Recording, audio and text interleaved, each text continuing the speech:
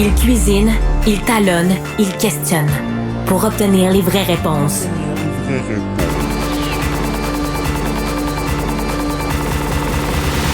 Du Trizac. Loïc, bonjour. Bonjour, Benoît. Écoute, je viens de voir ça passer à CNN. Là. Le président Biden là, s'est trompé du nom du président de l'Égypte. Ou le président du Mexique, l'un des deux, là, ça passe assez vite.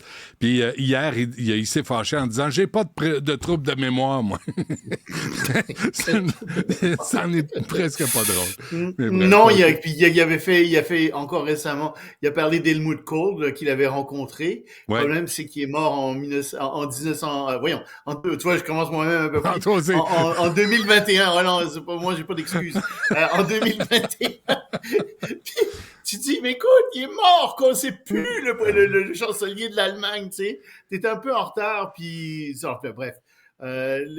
Effectivement, mauvaise journée pour Biden. Ouais. Puis mauvaise journée hier pour Joe Biden encore plus, à cause du rapport d'enquête sur les documents secrets qui s'étaient retrouvés à son bureau après sa vice-présidence, tu sais, à la Maison-Blanche. Qu'est-ce qu'ils disent, les enquêteurs? Ils disent finalement c'est un petit vieux, puis il n'y a pas trop de mémoire, puis il ne faut pas lui en vouloir, puis on ne portera pas d'accusation contre lui. C'est à peu près ça qu'ils disent. Parce qu'effectivement, en plus, ils n'arrivent même pas à se souvenir du jour du décès de son fils Beau. Alors, évidemment, Biden n'est pas content de ça du tout. Il dit, écoutez, vous m'avez interrogé là-dessus, c'était le 7 octobre, j'avais d'autres chats à fouetter, il y avait plein d'autres choses à faire, je n'ai pas de problème de mémoire. Ouais. Imagine, là, il est trop vieux, il n'y aura pas d'enquête. C'est Edgar Fruitier qui doit être jaloux, hein?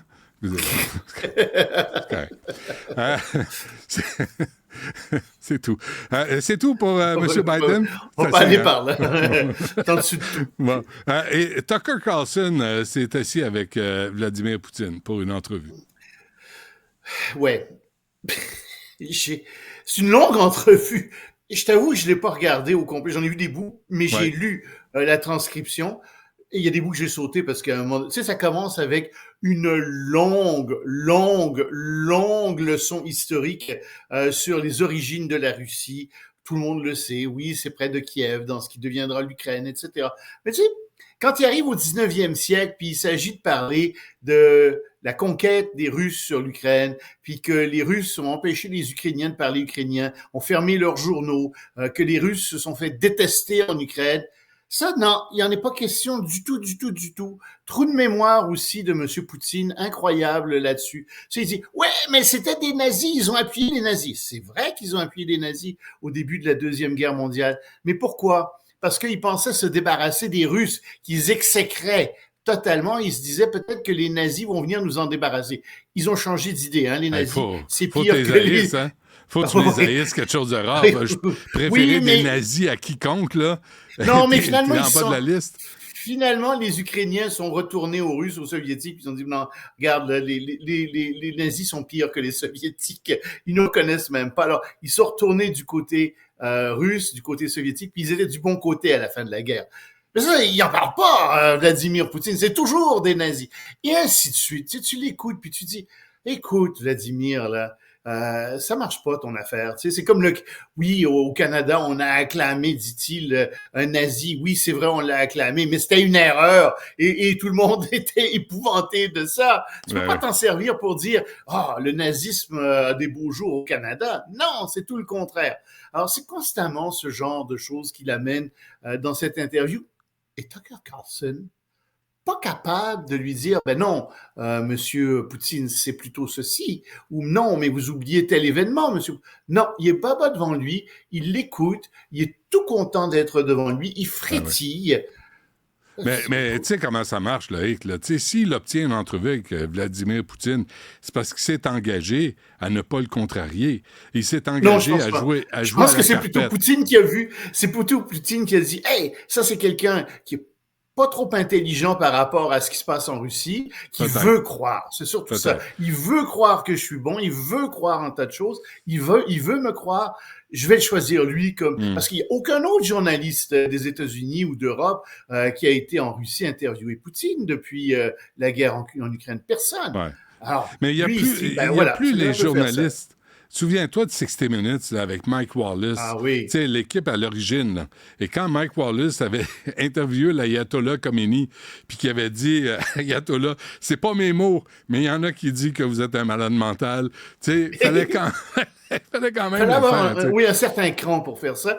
Puis voilà, c'est Tucker, il n'était pas préparé. Franchement, il n'était pas préparé du tout. C'était un show. Il y avait c'est ça. Il y avait une préparation très, très superficielle. C'est dur, hein, faire des entrevues. Moi, ça m'est arrivé dans ma vie d'en faire quelques-unes. Ouais. Puis c'est pas facile. Ça a l'air facile. Tu sais, comme toi, tu fais ça, puis je te lance des fleurs. Tu sais, quand ça a l'air facile, il faut se dire, c'est parce que c'est préparé. C'est parce qu'il y a du talent, il y a de l'expérience. Je regarde la télé actuellement, puis de partout, là, n'importe qui peut faire des entrevues.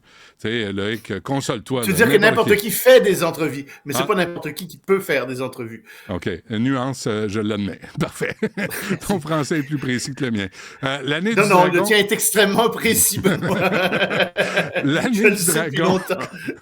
L'année du dragon commence demain. Est-ce que tu vas participer à ces festivités? Non. Je participe pas à ces festivités. Quoique peut-être qu'on va avoir quelques amis, parce que après tout, moi, j'ai vécu 4 années en Chine. Ben oui. J'ai un certain attachement pour la culture chinoise. Ouais. J'aime bien ça. C'est possible que je fasse un repas chinois demain, que je cuisine un peu chinois. C'est moi qui cuisine chez moi. J'ai quelques idées en tête, là. Ah oui, hein? Je pense que je vais faire ça. Mais j'ai un dragon. Une invitation. Oui, c'est ça. Ou apporte donne-moi le restant. Moi, juste des restants. Viens en studio. Si en reste, je fais un doggy bag, je t'envoie ça. Benoît, si tu me donneras ton adresse après. Ben non, écoute, en studio. Franchement... Oui. Ah, tu veux que je vienne en studio avec... Oui, avec des restants. OK. Bon, on va l'avoir, ça, moi. Oui, mais j'adore la nourriture chinoise, surtout ce qu'on mange en Chine. Puis c'est pas mal différent de ce qu'on trouve ici. Quoique, il commence à y avoir des bons restaurants maintenant à Montréal, des vrais restaurants chinois. Mais donc, il va y avoir, sais-tu combien de déplacements? Si tu comptes un déplacement, c'est-à-dire, tu vas voir ta famille, tu prends le taxi, tu prends l'avion, tu prends le train, sais-tu combien de milliards de milliards? Il va y avoir 9 milliards de déplacements, on prévoit en Chine.